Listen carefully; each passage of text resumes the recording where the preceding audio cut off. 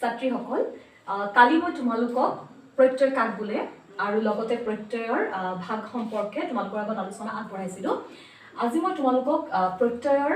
আন কিছু কথা যেনে প্ৰত্যয় কেনেদৰে ভাঙিব লাগে আৰু বা তাত কি প্ৰত্যয় যোগ হৈছে তোমালোকে কেনেকৈ সেইটো নিৰ্ধাৰণ কৰিবা সেই সম্পৰ্কে মই তোমালোকৰ আগত আলোচনা আগবঢ়াম। তাৰ আগতে মই তোমালোকক এটা কথা কওঁ যে এই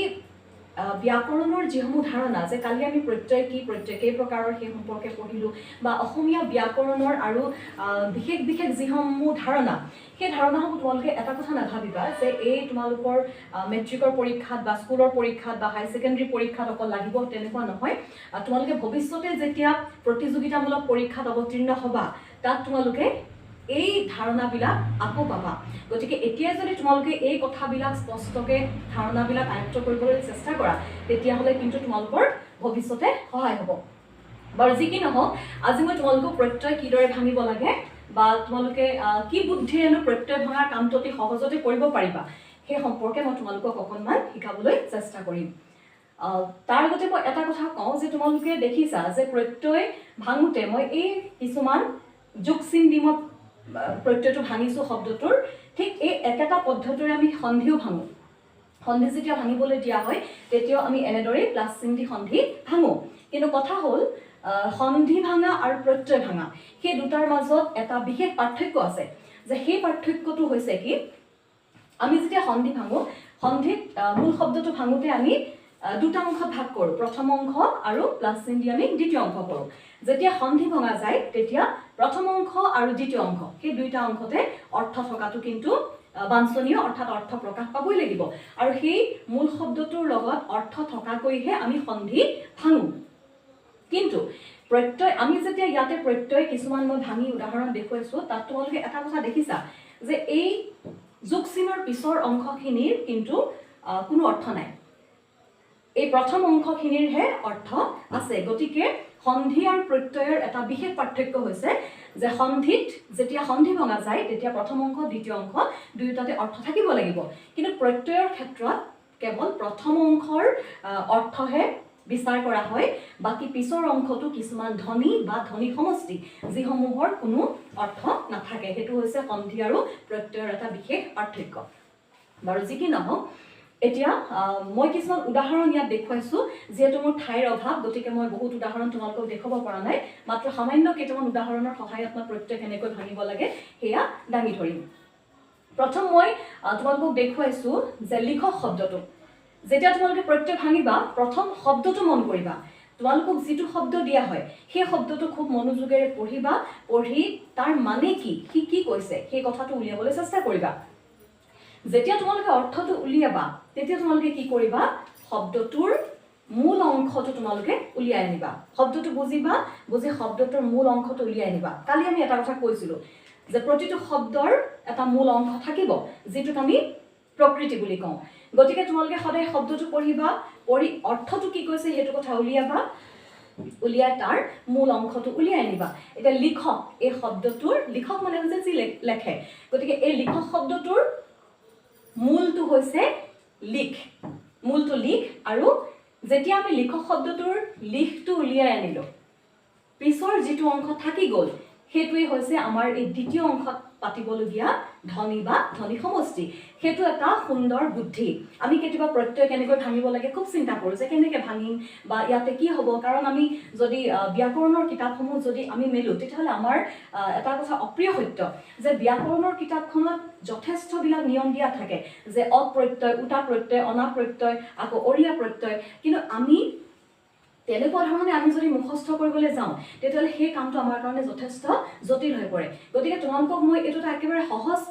বুদ্ধি শিকাই দিছোঁ যে তোমালোকে কি কৰিবা সেই তেনেকুৱা ধৰণে কথাবিলাক মুখস্থ কৰিবলৈ কেতিয়াও চেষ্টা নকৰিবা। প্ৰথম শব্দটোৰ মূলটো উলিয়াই আনিবা, যেতিয়া শব্দটোৰ মূলটো উলিয়াই আনিবা উলিয়াই অনাৰ পিছত তাৰ যিডোখৰ অংশ থাকি গ'ল সেই অংশডোখৰে পিছৰ যোগ চিনৰ পিছত তোমালোকে বহুৱাব লাগিব। সেইটোৱে হৈছে প্ৰত্যয় ভঙাৰ আটাইতকৈ সহজ নিয়ম। তাৰপিছত এতিয়া চোৱা ইয়াতে মই এটা চিন দিছোঁ, এইটো হৈছে ধাতু চিন। এইটো লিখক শব্দটো, লিখক শব্দটোৰ মানে হৈছে যি লেখে তেওঁ লিখক। লিখটোৱে এটা কাৰ্য বুজাইছে কালি আমি পাইছিলো যে ক্ৰিয়াৰ মূলেই হৈছে ধাতু এটো হৈছে ধাতু চিন যেহেতু লিখ শব্দটোৱে এটা কাম কৰা বুজাইছে অৰ্থাৎ কি এটা ধাতু গতিকে ইয়াক আমি এইদৰে প্ৰকাশ কৰিব লাগিব আৰু কথা হৈছে যেহেতু এটো প্ৰত্যয় এই প্ৰত্যয়টো কাৰ পিছত যোগ হৈছে লিখ ধাতুৰ পিছত যোগ হৈছে আমি ইয়াতে ধাতু চিন দিছো গতিকে ই এটা কৃত প্ৰত্যয় কাৰণ আমি কালি পাইছিলো যে ধাতুৰ পিছত যোগ হোৱা প্ৰত্যয়বিলাকে হৈছে কৃত প্ৰত্যয় কেতিয়াবা কি হয় পৰীক্ষাত অকল প্ৰত্যয় ভাঙা বুলি দিয়ে কিন্তু কেতিয়াবা কি হয় প্ৰত্যয় ভাঙা আৰু তাত কি প্ৰত্যয় যোগ হৈছে সেই কথা উল্লেখ কৰিবলৈ দিয়ে তেতিয়া তোমালোকে অকল যদি পৰীক্ষাত প্ৰত্যয় ভাঙা বুলি দিয়ে তেতিয়াহ'লে তোমালোকে এইখিনিলৈকে লিখিলে হৈ যাব তোমালোকে যোগ চিন দি প্ৰত্যয়টো ভাঙি দেখুৱাই দিলা কিন্তু যদি তোমালোকক কি প্ৰত্যয় যোগ হৈছে সোধে তেতিয়াহ'লে তোমালোকে কিন্তু এইটো কিহৰ পিছত যোগ হৈছে ধাতুৰ পিছত যোগ হৈছে নে প্ৰাতিপদিকৰ পিছত যোগ হৈছে বা ইকৃত প্ৰত্যয় নে তথিত প্ৰত্যয় নে বা স্ত্ৰী প্ৰত্যয় নে কি হয় সেই কথাটো তোমালোকে ইয়াত কিন্তু উল্লেখ কৰিব লাগিব গতিকে ইয়াত এইটো যেহেতু ধাতুৰ পিছত যোগ হৈছে ই এটা কাৰ্য বুজাইছে গতিকে আমি গম পালো যে ই এটা কৃত প্ৰত্যয় গতিকে আমি এনেদৰে পৰীক্ষা লিখিব লাগিব যে ইয়াত এইটো অকৃত প্ৰত্যয় যোগ হৈছে গতিকে মই পিছৰখিনি তেনেধৰণে কৰি দেখুৱা নাই মাত্ৰ তোমালোকৰ পৰীক্ষাত যদি এই ধৰণে আহে তোমালোকে কেনেকৈ লিখিবা মই সেইটো এটা উদাহৰণহে মাত্ৰ দেখুৱাইছো দ্বিতীয়তে যদি আমি চাওঁ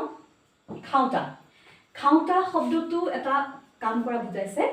গতিকে তাৰ খাওঁতা শব্দটোৰ যদি আমি মূল অংশটো উলিয়াই আনো প্ৰকৃতি যদি আমি উলিয়াই আনো তেতিয়াহ'লে তাৰ মূলটো হৈছে খা এইটো এটা খাটো এটা ধাতু যেহেতু ই কাম কৰা বুজাইছে গতিকে আমি আগত ধাতু চিন দিছো লগতে আমি কি কৰিছো খাটো যেতিয়া খাওঁতাৰ খাটো যেতিয়া আমি উলিয়াই আনিলো আমি যদি চাওঁ পিছত কি থাকি গ'ল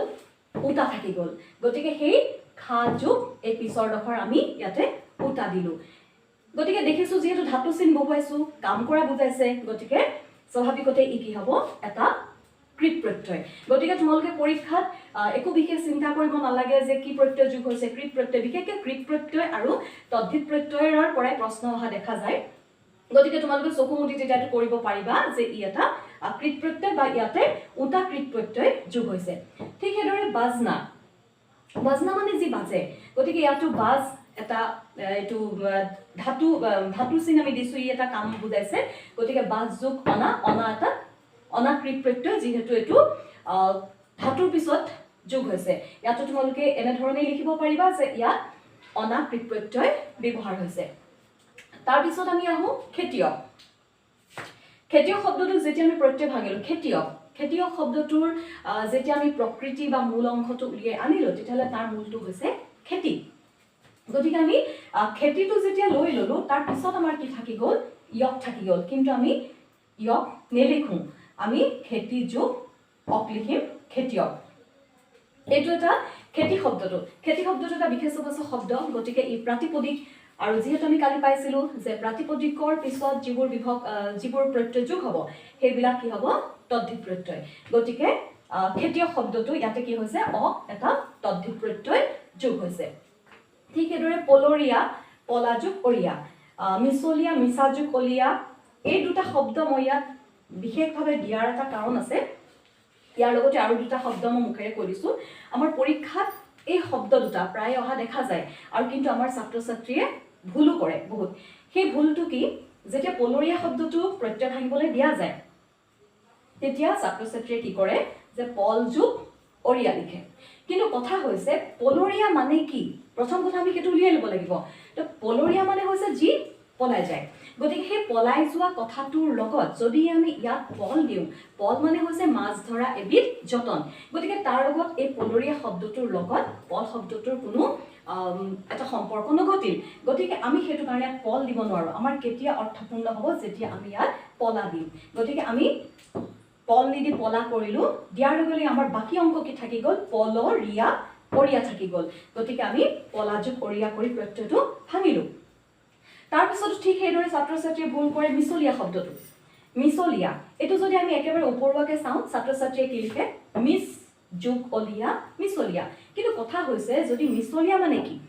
যি মিছা কথা কয় আমি যদি মিছ যোগ অলিয়া কৰি প্ৰত্যয়টো ভাঙি থওঁ তেতিয়াহ'লে এইটো অৰ্থৰ বিভ্ৰান্তি ঘটিব ইয়াত অৰ্থপূৰ্ণ কেতিয়া হ'ব মিছলীয়া মানে কি যি মিছা কথা কয় গতিকে আমি ইয়াত কি কৰিব লাগিব মিছা আৰু কি থাকি গ'ল অলিয়া থাকি গ'ল গতিকে আমি মিছা যোগ অলিয়া কৰি প্ৰত্যয়টো ভাঙিলো ঠিক সেইদৰে এনেকুৱা আৰু এটা শব্দ ছাত্ৰ ছাত্ৰীয়ে ভুল কৰে বিলনীয়া শব্দটো বিলনীয়া মানে যি ভাগ কৰিব যে ডিস্ট্ৰিবিউট কৰিব সেইজনক আমি বিলনীয়া বুলি কওঁ আমাৰ ছাত্ৰ ছাত্ৰীয়ে কি কৰে বিলনীয়া শব্দটো যেতিয়া প্ৰত্যয় ভাঙে তেতিয়া কৰে যে বিল যোগ অনিয়া বিলনীয়া কিন্তু বিলনীয়া শব্দটোৰ লগত বিল শব্দটো কেতিয়াও সম্পৰ্ক নাই কাৰণ বিল মানে হৈছে পানী থকাৰ সেই ঠাইডোখৰ গতিকে বিলনীয়া শব্দটো যেহেতু আমি কৈছো যে প্ৰত্যয় সদায় প্ৰথম অংশটো অৰ্থ থকাকে আমি উলিয়াই আনিম তাৰ পিছত বাকি যিখিনি থাকিব আমি পিছফালে প্লাছ চিন দি বহুৱাই দিম গতিকে বিলনীয়া শব্দটো ভাঙিবলৈ হলে প্ৰথম আমি অৰ্থপূৰ্ণ কৰিবলৈ কি কৰিব লাগিব বিলা যোগ অনিয়া বিলনীয়া গতিকে এই শব্দকেইটা মই কোৱাৰ কাৰণ হৈছে কাৰণ এই শব্দকেইটা পৰীক্ষাত আহে আৰু ছাত্ৰ ছাত্ৰীয়ে প্ৰায় এই শব্দকেইটা ভুলো কৰে কাৰণ ইমান গভীৰলৈ তেওঁলোকে চিন্তা নকৰে কিন্তু প্ৰথম কথা হৈছে কি আমি প্ৰথম অৰ্থটো উলিয়াই ল'বই লাগিব আৰু তাৰ লগত অৰ্থ থকাকেহে আমি এই প্ৰথম অংশটো পাতিব লাগিব পাতি তাৰ পিছত প্ৰথম অংশটোৰ যিখিনি বাকি ৰৈ যায় সেইখিনি হৈছে এই পিছত পাতিবলগীয়া ধ্বনি বা ধ্বনি সমষ্টিখিনি যিখিনিৰ কোনো অৰ্থ নাই প্ৰথম অংশটোৰে অৰ্থ থাকিব তাৰ পিছত নাওৰীয়া শব্দটো ভাঙিলে আমাৰ হ'ব নাও যোগ অৰিয়া যেহেতু ইয়াত এইটো এটা বিশেষণবাচক শব্দ গতিকে তদ্ধিত প্ৰত্যয় এইটো তাৰ পিছত আহিলে খেলুৱৈ ভাঙিলে খেল মূলটো আমি উলিয়াই আনিলো খেলুৱৈ মূলটো হৈছে খেল তাৰ পিছত খেলটো উলিয়াই দিয়াৰ লগে লগে আমাৰ কি থাকি গ'ল ঐ থাকি গ'ল যেটো আমি এই পিছৰ ধ্বনি সমষ্টি হিচাপে আমি ব্যৱহাৰ কৰিলো গতিকে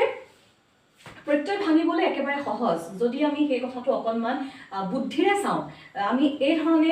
ব্যাকৰণৰ অৱশ্যে ব্যাকৰণৰ কিতাপ পঢ়িবই লাগিব কাৰণ আমি বিশদভাৱে গোটেই কথাখিনি আমি জানিব লাগিব ক'ত কি ব্যৱহাৰ হয় কিন্তু ছাত্ৰ ছাত্ৰীসকলৰ সুবিধাৰ্থে মই কওঁ যে সেই সমূহ নিয়ম তোমালোকে এনেকুৱা ধৰণে মুখস্থ কৰিবলৈ নাযাবা কাৰণ পৰীক্ষাত কি হয় যেতিয়া আমি মুখস্থ কৰো যে উতা প্ৰত্যয় আছিলে অনা প্ৰত্যয় আছিলে তেতিয়া কি হয় কিন্তু ভুল হোৱাৰ সম্ভাৱনাই অধিক ঠিক যেনেদৰে কালি মই প্ৰত্যয়ৰ যেটো সংজ্ঞা প্ৰত্যয়ৰ সংজ্ঞা ছাত্ৰ ছাত্ৰীয়ে মুখস্থ কৰে